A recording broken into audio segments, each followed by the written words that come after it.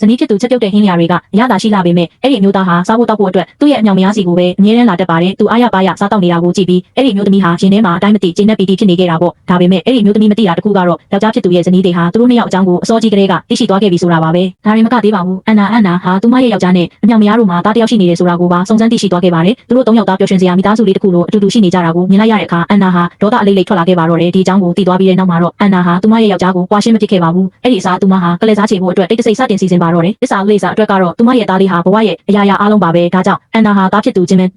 နီးစပ်မှုရအောင်ပြီးတော့သူတို့အကြောင်းအချက်လက်တွေပို့ပြီးစုံစမ်းနိုင်အောင်လို့ဂျင်တက်နေတဲ့ကျူရှင်ကျောင်းမှာဆရာမအဖြစ်ဝင်ရောက်လုပ်ကင်ခဲ့ပါတယ်ဂျင်ကလည်းသူ့ရဲ့ဆရာမအစ်စ်လေးကိုမြင်ချင်းပဲသဘောကျမိသွားခဲ့ပါတယ်အန်နာဟာအခွင့်အရေးကိုအရယူပြီးဂျင်စီကိုချင်းကပ်ခဲ့ပါတယ်ဂျင်တယောက်ဘယ်တက္ကသိုလ်တက်ရမလဲဆိုတာမဝေခွဲနိုင်ဖြစ်နေတာကိုမြင်တော့အန်နာကအစီအစဉ်တွေဆွဲပေးဖို့ကူညီမယ်လို့ကမ်းလှမ်းခဲ့ပါတယ်ဂျင်ကိုစိတ်ပိုင်းဆိုင်ရာအရာထောက်ပံ့ပေးုံတင်မကပဲအန်နာဟာရွေချက်ရှိရှိနဲ့ထိတွေ့ကင်တွယ်မှုအချို့ကိုပါပြုလုပ်ခဲ့ပါတယ်အန်နာနဲ့ဒီလောက်နီးကပ်နေရတဲ့အတွက်ဂျင်တယောက်အလွန်ပဲရင်ခုန်စိတ်လှုပ်ရှားနေခဲ့ရပါတယ်ဒါအပြင်အန်နာဟာဂျင်ရဲ့ဝါသနာနဲ့စိတ်ဝင်စားမှုတွေကိုပါလေ့လာခဲ့ပါသေးတယ်ဂျင်ကဗီဒီယိုဂိမ်းတစ်ခုကိုဆွဲလန်းစောင့်နေမှန်းသိတော့အန်နာကလည်းသူနဲ့နီးစပ်သွားအောင်အဲ့ဒီဂိမ်းကိုပဲအတူတူစိတ်ဝင်စားတဲ့အောင်ဟန်ဆောင်ခဲ့ပါတယ်သူမဟာဂျင်ကိုအဆုံးသတ်ဆောင်ပြီးအတွက်ရည်မှန်းချက်တစ်ခုသတ်မှတ်ပေးခဲ့ပါတယ်အကယ်၍ဂျင်သာအဲ့ဒီရည်မှန်းချက်ကိုပြည့်မီအောင်လုပ်နိုင်ရင်ဂိမ်းတွေကဆုလက်တွေကိုလက်ဆောင်ပေးမယ်လို့လည်းကတိပေးခဲ့ပါတယ်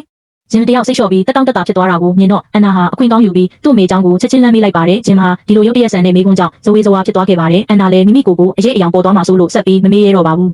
အဲ့ဒီနောက်အန်နာကသူမရဲ့ဘဝမှာဖခင်မရှိခဲ့တဲ့အကြောင်းကိုပြောပြခဲ့ပါတယ်။သူမဟာတနာစရာကောင်းတဲ့ပုံစံလေးလုပ်ပြပြီးဂျင်ရဲ့စာနာစိတ်ကိုအောင်မြင်စွာဖန်ဆားနိုင်ခဲ့တာပေါ့။အန်နာသတ်မှတ်ပေးထားတဲ့ပန်းတိုင်ကိုရောက်ဖို့အတွက်ဂျင်ဟာနေတိုင်းနင်းနေတဲ့အထိစာကြိုးစားခဲ့ပါတယ်။သူ့ရဲ့ကြိုးစားမှုတွေကြောင့်ပဲဂျင်ရဲ့စာမေးပွဲအမှတ်ဟာ30တောင်တိုးတက်လာခဲ့ပါတယ်။ဂျင်ဟာအလွန်ဝမ်းသာအားရဖြစ်ပြီးအန်နာကိုဂိမ်းတူတူစောဖို့ဖိတ်ခေါ်ခဲ့ရာအန်နာကလည်းသဘောတူခဲ့ပါတယ်။ဂျင်ရဲ့ဖြူစင်ရိုးသားတဲ့အပြုံးကိုကြည့်ရင်အန်နာဟာသူမရဲ့ယောက်ျားငငယ်တုန်းကပုံစံကိုတွားပြီးတတိယမိကခဏလောက်မိမောတွေဝေသွားခဲ့ပါတယ်။ဂျင်ရဲ့ဖုန်းတန်ကြီးလာမှပဲအန်နာတယောက်တတိပြန်ဝင်လာခဲ့ပါတယ်။ဂျင်နဲ့ဆောင်မေးပွဲမှာအမှတ်ကောင်းရတယ်ဆိုတာကိုကြားလို့ဂျက်ကသူ့ကိုအားပေးဖို့အတွက်အထူးတလဲဖုန်းဆက်လာတာဖြစ်ပါတယ်။ဒါတွေမကပဲအတူတူအောင်ပွဲခံစားတော့ဖို့အတွက်စားတော့ဆိုင်ပါပုတ်ကင်လုပ်ထားပေးတယ်လို့ဆိုပါတယ်။ဒါဟာအန်နာကိုအလွန်ပဲအံ့အားသင့်သွားစေခဲ့ပါတယ်။သူမကဂျင်ကိုဖုန်းဆက်တာသူ့ဖေလားလို့မေးခဲ့ပါတယ်။ဂျင်ကတော့ဂျက်ဟာသူ့ရဲ့အရင်ခောက်ဖေးဖေးမဟုတ်ကြောင်းပြန်ပြောပြခဲ့ပါတယ်။တကယ်တော့ဂျင်ရဲ့ဖခင်ရင်ဟာသူတို့ကိုပြစ်ပယ်ပြီးထွက်သွားခဲ့တာကြာပါပြီ။ဂျက်ကတော့သူ့မိရဲ့လက်တွဲပေါ်အနေနဲ့ဝင်ရောက်လာပြီးဂျင်ရဲ့ဘဝမှာလိုအပ်နေတဲ့အဖေတယောက်ရဲ့မြစ်တာကိုဖြည့်ဆည်းပေးခဲ့တာဖြစ်ပါတယ်။ဒီမှန်တရားကိုသိလိုက်ရတဲ့အခါအန်နာမှာရင်ထဲခံစားချက်တွေကမောက်ကမဖြစ်သွားခဲ့ရပါတယ်။တကယ်တော့သူမရဲ့ယောက်ျားမှာဖောက်ပြန်ပြီးရလာတဲ့သွေးသားအရင်ချသားသမီးမရှိခဲ့ပါဘူး။ဒါပေမဲ့သူမရဲ့ယောက်ျားဟာသွေးသားမတော်ဆက်တဲ့တခြားသူရဲ့ကလေးတယောက်ကိုတော့သူ့ရဲ့မြစ်တာနဲ့ဂရုစိုက်မှုတွေအပြည့်အဝပေးဆက်နေပြီးသူ့ရဲ့သားရင်ခောက်ကိုကြတော့အချိန်ပေးဖို့ဘယ်တော့မှမကြိုးစားခဲ့ဘူး